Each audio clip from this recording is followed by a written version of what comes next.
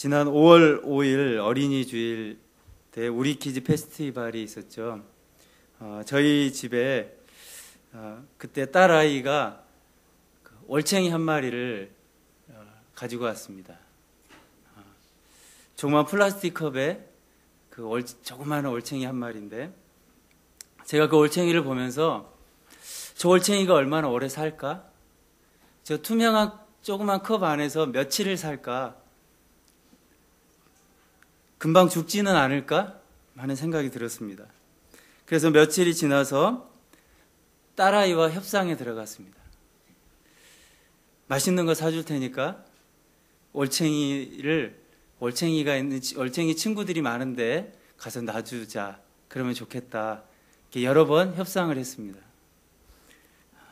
그런데 그 협상을 할 때마다 늘 승리자는 제 딸아이였습니다. 그래서 혹시 저는 더 이상 협상이 안 될 것 같아서 그 올챙이가 죽으면 딸아이가 큰 상처를 받을 것 같아서 이 수돗물을 받아놨다가 매일 하루에 한 번씩 물을 갈아줬습니다. 그리고 거기에 먹이가 좀 필요할 것 같아서 멸치가루를 좀 넣어줬습니다. 그렇게 한 2주 정도 지나고 나니까 이 올챙이 뒷다리가 진짜 나오더라고요. 제가 올챙이를 논에서는 봤는데 집에서 키운 건 처음이었습니다. 그 뒷다리가 나올 때 우리 딸아이가 얼마나 기뻐했는지 모릅니다. 그 올챙이 노래를 부르면서 제 앞에서 춤을 추기도 하고요. 그렇게 또 3주를 지나니까 이번에는 올챙이 앞다리가 서서히 나오기 시작했어요. 그리고 4주째 되니까 꼬리가 조금씩 없어지기 시작했습니다. 마침내 한 달이 되었을 때, 그러니까 지난 주일쯤 되니까 이제 완전한 올챙이의 모습은 다 없어지고 진짜 개구리가 됐습니다. 그래서 제가 처음에 가졌던 생각이 얼마나 잘못됐는지 뼈저리게 느꼈습니다. 죽지 않고 살아있구나. 그리고 이게 정말 개구리가 됐구나. 그래서 더 이상 물을 갈아줄 때 어떻게 할 수가 없었어요. 이게 부으면 개구리가 돼서 막 뛰어다니는 거예요. 그래서 저는 개구리를 잡고 있고 또 물을 붓고 하면서 그렇게 올챙이가 큰 걸 봤습니다. 그래서 지난 월요일 날 이제 드디어 딸아이와 마지막 협상을 했습니다. 이 올챙이를 이제 집에 더 이상 키울 수 없을 것 같다. 이 개구리가 됐다. 이게 뛰어서 이제 어디로 도망갈지 모른다. 그래서 지난 월요일 날 딸아이를 데리고 왕곡천 근처로 갔습니다. 그 개구리를 데리고.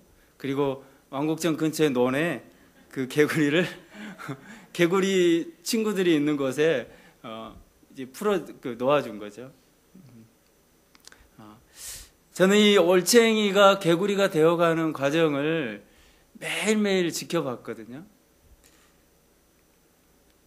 딸아이도 지켜보고 저희 온 가족이 이 올챙이 한 마리 때문에 한 달 동안 너무너무 행복했습니다. 그래서 올챙이가 주는 행복이 또 이런 것이 있더라고요. 그런데 이것을 저는 보면서 이런 생각을 해봤습니다. 올챙이가 매주 조금씩 자라가고, 처음에는 이게 자라가고 있는지 몰랐는데 2주가 지나고 나니까 다리가 나오고 뭔가 변화가 일어나고 성장이 일어나잖아요. 그것을 보면서 하나님이 내가 이렇게 조금씩 변화되고 성장하는 모습을 보면 얼마나 기뻐하실까. 내가 이 작은 개구리 한 마리의 성장을 보면서도 기뻐하는데, 나를 위해 모든 것을 다 내어주신 그 하나님이 내가 좀 변화되고 이렇게 성장하는 모습을 보면 하나님이 정말 기뻐하시겠다, 이런 생각이 문득 들었습니다. 여러분, 하나님은 우리 한 사람 한 사람이 성장하고 변화되고, 또 뿐만 아니라 하나님이 세우신 이 교회가 건강하게 자라가고 또 성장해 가는 것을 너무너무 기뻐하시는 줄 믿습니다. 그래서 저는 우리도 개인적으로 건강하게 성장해야 되지만 교회도 오늘 건강한 교회가 되어야 한다고 믿습니다. 또 하나님이 그것을 보시면서 너무너무 기뻐하시는 줄 믿습니다. 오늘 본문은 사실 바울 사도가 에베소 교회를 향해서 어떻게 교회가 성장해야 되는가, 교회의 성장이 뭔가에 대해서 말씀하고 있는 겁니다. 7절에서 바울은 우리 각 사람에게 그리스도의 선물의 분량대로 은혜를 주셨나니 라고 말씀합니다. 바울은 이전까지는 교회가 하나 되어야 한다, 교회가 통일되어야 한다, 그래 그것이 하나님이 원하시는 교회다라고 계속해서 하나됨을 강조했습니다. 그런데 오늘 7절의 첫 마디가 우리 각 사람에게, 어떻게 보면 이제는 하나됨이 아니라 더 다양한 것을 말하고 싶어하는 바울의 모습을 나타내주고 있습니다. 그런데 여기서 각 사람에게라는 말이 어떤 다양성을 얘기하는 것이 아니라 바로 하나됨 속에서 나타나는 그 다양성을 얘기하고 있습니다. 다시 말하면 이 교회의 영적인 성장과 관련이 있다는 겁니다. 하나님께서 각 사람에게 은혜대로, 선물의 분량대로 은혜를 주셨는데 그것은 바로 뭐냐면 8절의 말씀에 선물이라는 겁니다. 모든 사람들에게 하나님이 선물을 주셨습니다. 그러면서 11절에 그 선물이 어떤 건지, 특별히 몇몇 직분을 얘기하면서 하나님께서 세우신, 교회에 세우신 여러 사역자들이 있다는 것을 말합니다. 어떤 사람은 사도로, 어떤 사람은 선지자로, 또 어떤 사람은 복음 전하는 자로, 또 어떤 사람은 목사와 교사로 하나님께서 세우셨다는 겁니다. 이렇게 각 사람을 여러 은사에 따라 세우신 이유는 바로 하나님의 그 충만하심, 다시 말하면 10절에 보면 만물을 충만하게 하려고 하신 그 하나님의 그 충만하심을 이런 사역들을 통해서 세상 가운데 드러내기 위해서 세우셨다는 겁니다. 바로 교회의 유익을 위해서, 교회의 건강한 성장을 위해서 하나님께서 각 사람에게 은혜를 주셔서 그 사람에 맞는 분량대로 세우셨다는 겁니다. 저는 오늘 하나님께서 우리도 이런 우리의 분량대로 하나님이 우리를 교회의 일꾼으로 세워주신 줄 믿습니다. 그렇기 때문에 교회의 일꾼으로 세움받은 우리는 그것이 어떤 것이 귀하고 어떤 것이 천할 수 없다는 것의 근거가 여기에 있습니다. 하나님이 친히 그 분량대로 세우셨기 때문에, 바로 교회를 위해서. 저는 우리가 이런 하나님의 세우신 그 은혜를 주신 대로 이 직분들을 잘 감당할 수 있게 되기를 바랍니다. 그것이 바로 건강한 교회가 되는 길이라는 겁니다. 하나님께서 특별히 오늘 12절 말씀에 이런 직분자들을 세우신 목적에 대해서 말합니다. 우리 12절 말씀을 함께 읽어보겠습니다. 이는 성도를 온전하게 하여 봉사의 일을 하게 하며 그리스도의 몸을 세우려 하심이라. 성도를 온전하게 하기 위해서, 또 한 가지는 봉사의 일을 하기 위해서, 그리고 그리스도의 몸을 세우기 위해서 이런 다양한 직분을 교회에 주셨다는 겁니다. 그런데 성도를 온전하게 하는 것과 봉사의 일을 하는 것과 그리스도의 몸을 세우는 것이 다 별개의 것이 아니라 다 연결이 되어 있습니다. 성도를 온전하게 해서 봉사의 일을 하게 하는 겁니다. 그리고 봉사의 일을 통해서 그리스도의 몸을 세우는 겁니다. 봉사라는 말은 원래 식탁에서 시중을 드는 데서 나오는 말입니다. 식탁에서 시중을 들 때 자기의 모든 인격을 바쳐서 다른 사람을 위해 봉사하는 것을 말합니다. 여러분, 요즘에 우리가 좀 고급 식당에 가면 이 종업원들이 어떻게 합니까? 일반 식당과는 다르게 무릎을 꿇고 손님의 눈높이에 맞춰서 주문을 받고 그들의 필요가 무엇인지 물어봅니다. 그리고 손님들이 요구하지 않아도 무엇이 필요한지 다 와서 채워줍니다. 컵에 물이 비었는지 또 음식이 부족하진 않는지 항상 지켜보고, 그리고 그 부족한 것을 수시로 와서 손님이 불편하지 않도록 채워줍니다. 바로 이것이 봉사입니다. 하나님께서 이런 봉사의 직분들을 우리에게 주신 것은 바로 우리의 인격을 다 바쳐서 다른 사람들이 이렇게 온전하게 세워질 수 있도록, 다른 사람들이 하나님 앞에 예배드리고 또 하나님을 만나는데 도움을 주도록 그 섬기는 일로 우리를 세우셨다는 겁니다. 저는 우리가 봉사를 할 때 이런 섬김의 자세가 있게 되기를 원합니다. 정말 우리의 인격까지 다 바쳐서 다른 사람들을 위해 봉사하는 것, 이것이야말로 진정한 섬김이고 봉사의 의미입니다. 바로 하나님께서 이런 직분자들을 교회에 세우신 이유가 이런 봉사 일을 하기 위해서 세우셨다는 겁니다. 그래서 더 궁극적으로는, 최종적으로는 바로 이런 봉사를 통해서 그리스도의 몸을 세우는 겁니다.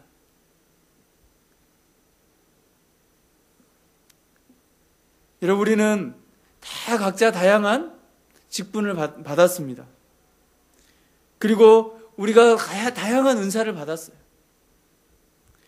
그것은 바로 이런 봉사를 통해서 교회를 세우고 성도들을 섬기고 또 그뿐만 아니라 교회의 그 목적인 그리스도를 온전하게 드러내는 그 사역을 위해서 우리를 세워주셨다는 사실을 우리는 늘 기억하고, 우리가 어떤 봉사의 자리에 있든지 이 사실을 기억하며 봉사할 수 있게 되기를 바랍니다.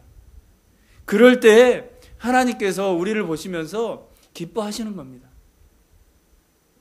그러면 우리는 이런 봉사의 일을 언제까지 해야 되느냐 하는 겁니다. 언제까지 해야 될까요? 오늘 13절 말씀을 함께 읽어보겠습니다.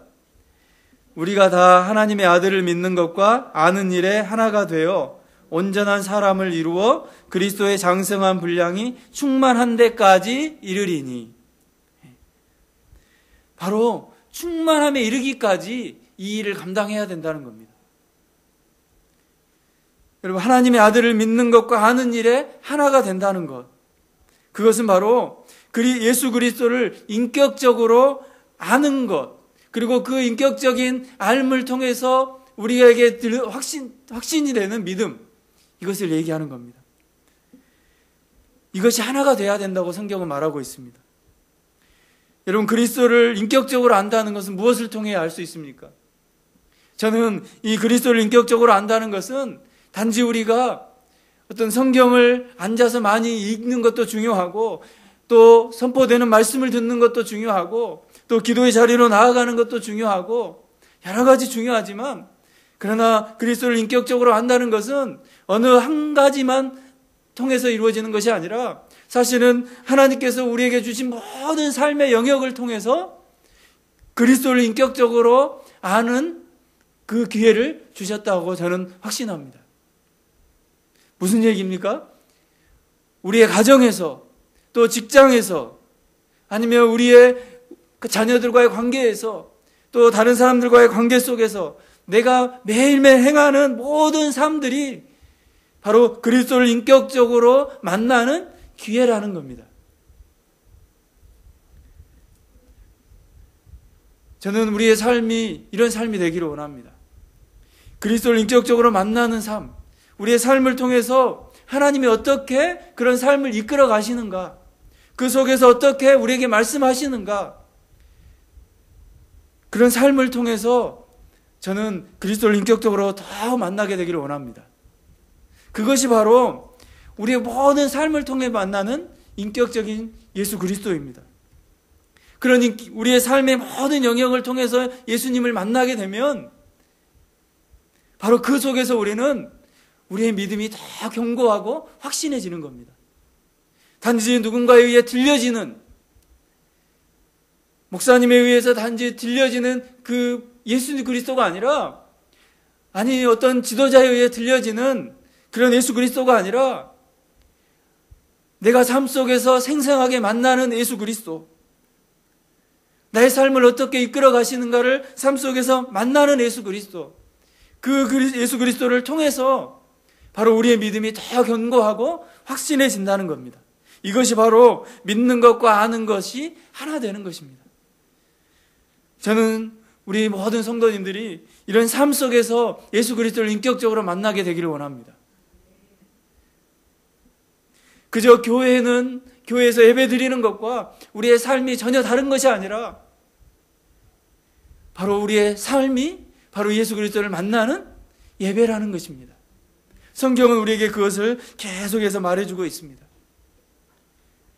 바로 예수 그리스도를 만나고 그리고 그 속에서 확신할 때 우리가 더 온전하게 되는 것입니다. 그리고 온전함이 더 지나쳐서 그리스도의 충만한 분량에 이르기까지 우리가 영적으로 성숙하게 되는 것입니다. 저는 우리의 이런 내면의 성숙이 계속해서 일어날 수 있게 되기를 바랍니다. 하나님이 우리에게 이런 것을 원하시는 거예요. 단지 어떤 외적인 성장, 교회의 외적인 성장만이 우리의 목표가 되어서는 안 된다고 성경은 말하고 있는 겁니다. 우리의 내면의 변화와 성장이 계속해서 우리 안에 일어나는 것, 그것을 하나님이 우리를 향해서 관심을 가지고 계십니다. 여러분, 오늘 교회에도 마찬가지입니다. 단지 외적인 건물을 늘려가는 것에 우리의 관심이 집중되어서는 안 됩니다. 오늘날 많은 교회가 이런 것 때문에 문제가 일어나고 또 이런 문제들 때문에 세상의 질타를 받고 있는 거 아닙니까?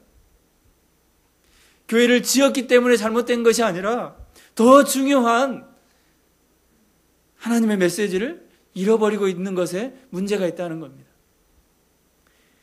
여러분, 우리는 이런 외적인 성장도 중요하지만 그보다 더 우리의 내적인 성장이 다 일어날 수 있게 되기를 원합니다. 우리의 내면의 성장이 일어나면 자연스럽게 우리의 외적인 성장도 일어날 줄을 믿습니다. 바로 그런 내면이 건강한 곳에 외적인 건강함도 일어나고 변화와 성숙이 그 외적으로 나타나게 되어 있는 것입니다. 하나님은 우리에게 그것을 원하시는 겁니다. 교회에서도 마찬가지죠.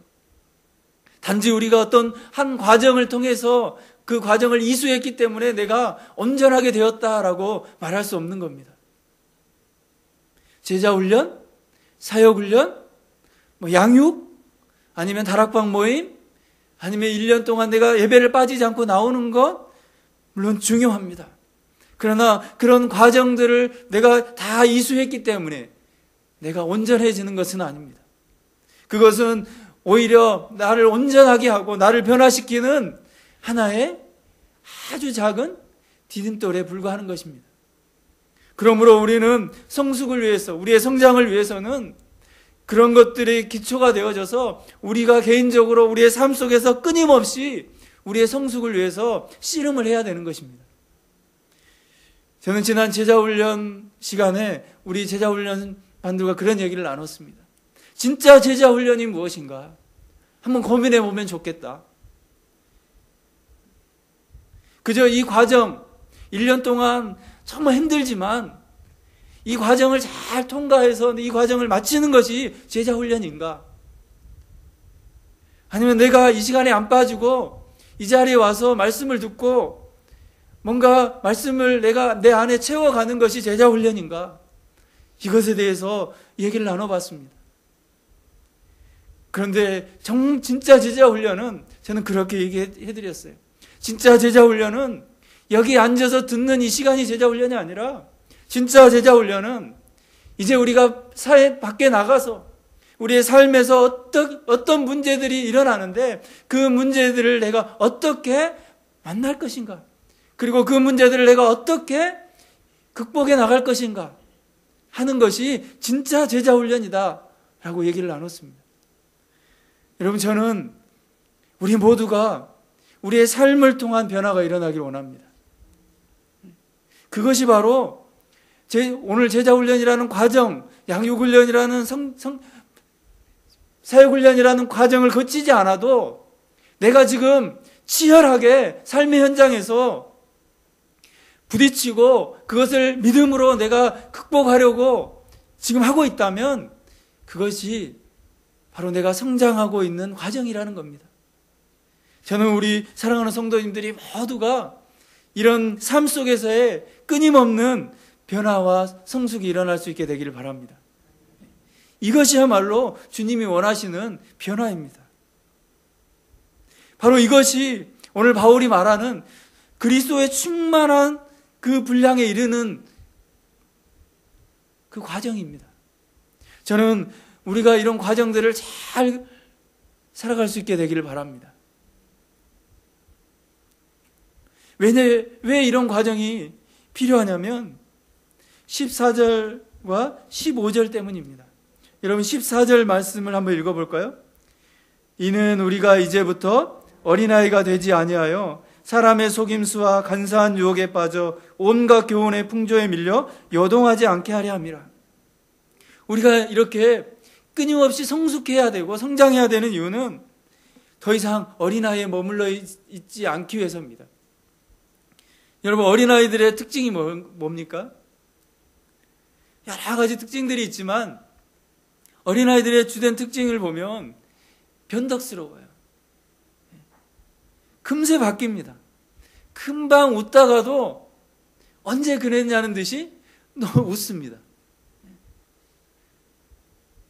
얼마나 자주 변하는지 모릅니다. 또 어린아이들은 이 자제력이 부족합니다. 그래서 자신을 통제하는 것이 어려워요. 자신의 감정을 쉽게 표출해냅니다. 자신의 반응을 억제하지 못해요. 그래서 그냥 있는 대로 표현하는 거예요. 좋으면 좋은 대로, 싫으면 싫은 대로 그대로 표현하는 것이 어린아이들의 특징입니다. 뿐만 아니라 어떤 것에 지나친 반응을 보일 때도 있습니다. 극과 극을 달리는 거죠. 저는 우리의 신앙이 이런 어린아이와 같은 신앙이 되지 않기를 원합니다. 아무리 오랫동안 교회 예배를 참석하고 또 교회 여러 봉사일에 참석해도 우리가 여전히 어린아이와 같은 그런 모습으로 남아있다면 오늘 14절 말씀처럼 세상의 속임수와 간사한 유혹에 빠져버리게 되는 것입니다. 늘 삶이 요동치는 거죠. 그 요동치는 문제들 앞에서 우리가 헤어나오지 못합니다. 그러나 어린아이의 모습을 벗고 계속해서 성장해 가는 사람은 그런 문제들을 만날 때마다 거뜬히 이겨나가는 겁니다. 그것이 바로 어린아이와 어른들의 차이 아닙니까? 우리가 이 충만한 데 이르기까지 자라가야 되는 이유는 이런 바로 어린아이가 아니라 어떤 문제, 세상에 어떠한 어려움이 와도 그것을 거뜬히 넘을 수 있는 장성한 어른이 되기 위해서 필요하다는 겁니다.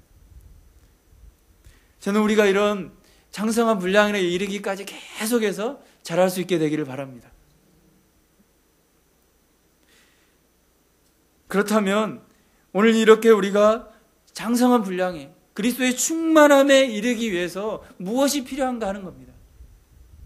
바울은 15절과 16절에 무엇이 필요한지 결론적으로 우리에게 말해주고 있는데 그 첫 번째는 그리스도에게 연결되는 것입니다. 다시 말하면 예수 그리스도를 아는 지식과 믿음에서부터 우리의 모든 신앙이 출발해야 된다는 것입니다. 그래서 바울은 이 에베소서에 계속해서 예수 그리스도를 이렇게 말을 하고 있습니다. 만물 위에 계신 머리이시다. 그리고 예수 그리스도는 교회의 머리이시다. 바로 예수 그리스도에게 우리가 연결되는 것이 성장하는 길이라는 것입니다. 여러분 제가 전도 폭발 훈련을 받고 또 다른 분들과 함께 이 훈련을 하면서 실습을 하는 기회가 있었습니다. 근데 그 실습을 누구에게 했냐면 전혀 복음을 듣지 못하는 분들도 있었지만 처음에 실습은 주로 교회를 지금 나오고 있는 우리 성도님들을 대상으로 제가 실습을 했습니다. 이 훈련생들 한 사람 한 사람을 이제 교회 나오시는 분들을 만나게 해서 복음 제시를 하게 했습니다. 제가 그런데 그 복음 제시, 우리 교회를 오랫동안 나오는 성도님들에게 복음을 제시하면서 놀라운 사실 한 가지를 발견했습니다. 너무 충격적이었어요.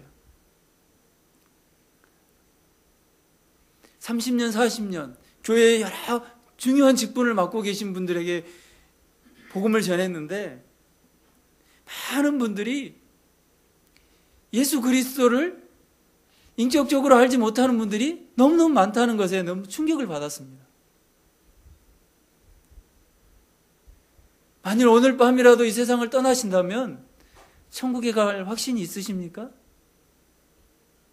라고 질문을 하고, 무엇 때문에 천국에 갈 수 있다고 생각합니까? 라고 물어봤을 때 많은 분들이 의외로 그동안 교회에 열심히 봉사했기 때문입니다. 그저 예배에 열심히 다녔기 때문에 전 천국 갈 수 있다고 확신합니다 라고 하는 사람들이 의외로 많다는 것에 너무너무 충격을 받았습니다. 예수 그리스도가 없는 신앙생활을 한 거죠. 그리스도와 연결이 되지 않은 신앙생활, 그저 자신의 열심, 그저 봉사에 관심.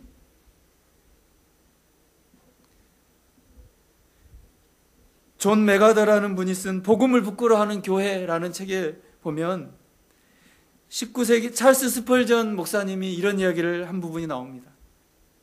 19세기 말에 이르러 설명의 시대가 지나가기 시작했고 이제 쇼 비즈니스의 시대로 바뀌기 시작했다. 설명의 시대가 언어를 통해 사상을 사력 있게 교환하는 것이 특징이라면 쇼 비즈니스 시대는 유흥과 오락이 사람의 대화에서 가장 중요하고 시간을 많이 빼앗는 것이 되었다. 드라마, 영화, 그리고 마침내 텔레비전이 쇼 비즈니스를 삶의 중심으로 궁극적으로 우리 가정의 안방으로 끌어들였다. 19세기 말에 20세기 초에 이런 얘기를 했다는 겁니다. 그런데 오늘날 어떻습니까? 이게 현실적으로 되어져 있지 않습니까? 쇼 비즈니스의 시대가 도달했고 심지어 교회 안에도 이런 쇼 비즈니스의 문화가 그대로 침투하고 있습니다. 이미 침투해 있습니다.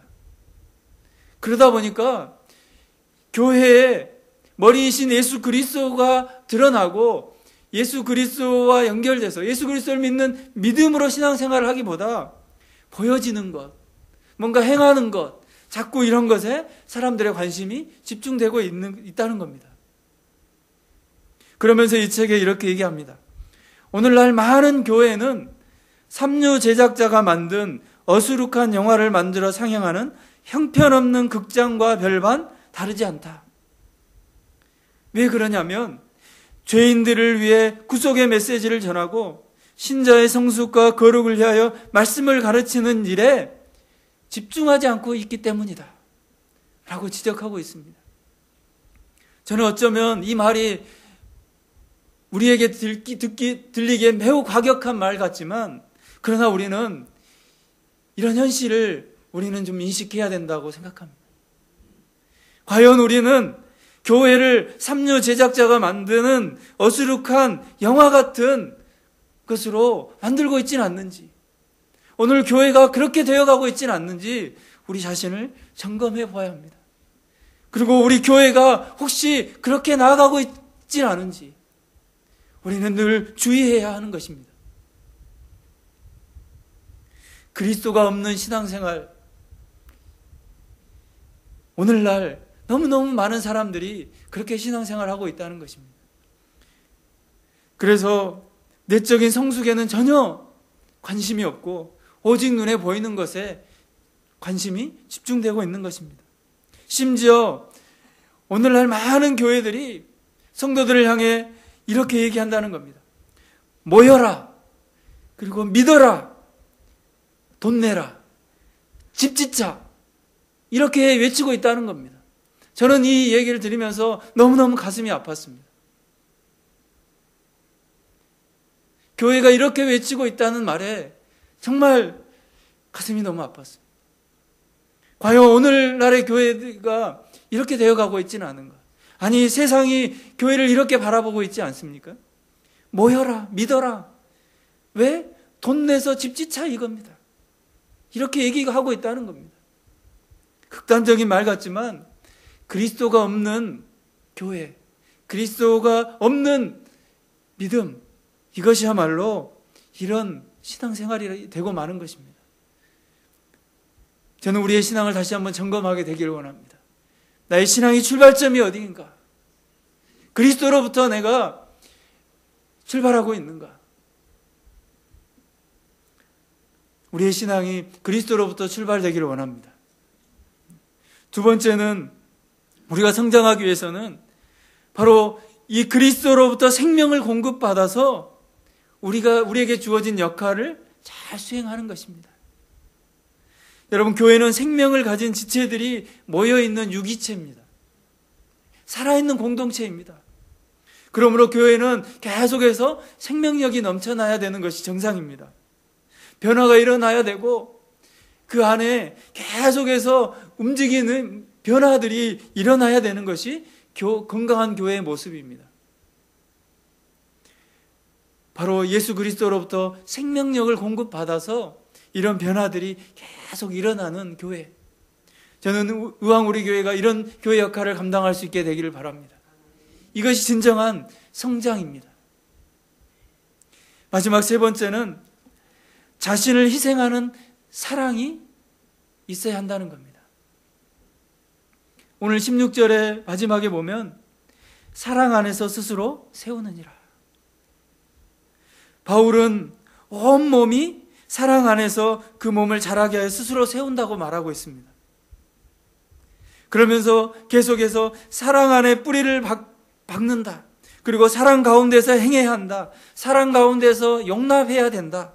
사랑 안에서 진리를 말하고 그 사랑 안에서 모든 일들을 감당해야 된다라고 바울은 에베소 교회 성도들을 향해 말하고 있습니다. 바로 자신을 희생하는 사랑이야말로 내 자신을 성숙하게 하고 또 건강한 교회를 만드는 길이라는 것입니다. 최근 온라인상에 길을 만든 인도인이라는 제목의 사진 한 장이 올라왔습니다. 공개된 사진 속에는 이 흰색 수염의 노인과 깎여진 산의 모습이 담겨져 있습니다. 다시랏 만지라라는 이 이름을 가진 노인인데 인도에서는 이분을 어떻게 부르냐면 마운틴맨, 마운틴맨으로 불립니다. 과거 이 노인이 젊었을 때 결혼을 하고 나서 얼마 되지 않아서 자기 부인이 질병을 얻어서 이제 거의 죽어가게 됐습니다. 그런데 너무 오지에 살다 보니까 병원을 가는데 너무너무 힘이 든 겁니다. 그래서 병원을 가던 도중에 치료를 받지 못하고 자기 아내가 그만 죽고 말았습니다. 그래서 그때부터 그 노인은 생각했습니다. 우리 아내와 같은 사람들이 이 마을에 또 이 지역에 또 있을 수 있겠구나. 그렇게 생각하면서 무려 22년 동안 산 하나를 뚫었습니다. 그것도 포크레인을 가지고 한 것이 아니라 우리처럼 좋은 삽도 있는 것이 아니라 조그만 호미자루 같은 걸 하나 가지고 22년 동안 그 땅을 파고 그 돌을 나르고 해서 마치 포크레인이 뚫어놓은 것 같은 산 하나를 완전히 깎아서 길을 냈습니다. 여러분, 이 한 사람의 헌신과 이 사랑이 어쩌면 많은 사람들을 살리는 역할을 하지 않았을까요? 이것이야말로 오늘 우리에게 필요한 그 사랑입니다. 주님이 우리를 위해서 다 내어주신 것처럼 우리는 아낌없이 우리 자신을 내어주고 다른 사람들을 세워주고 살리는 일에 우리 자신을 드리는 그 사랑이야말로 우리 자신을 성장하게 하고 교회를 성장하게 하는 길이라는 것입니다. 저는 우리가 이런 변화와 성장이 있게 되기를 원합니다. 제가 앞에서 올챙이 얘기를 했습니다. 여러분, 우리가 이런 변화와 성장이 일어나면 바로 하나님이 기뻐하시지 않을까요? 이런 건강한 교회가 세워지는 것을 보고 하나님이 기뻐하시지 않을까요? 많은 교회가 있고 수많은 주님을 따르는 사람들이 있지만 오늘 주님이 원하시는 것은 그저 많은 사람들 중에 한 사람이 아니라 계속해서 자라가는 한 사람, 변화가 일어나는 한 사람, 변화가 일어나는 교회, 성장이 일어나는 교회, 이런 교회를 원하신다는 사실입니다. 저는 우리 자신도 변화가 일어나고 우리 교회도 이런 건강한 변화가 계속해서 일어나게 되기를 소망합니다. 우리 시간 함께 기도하겠습니다.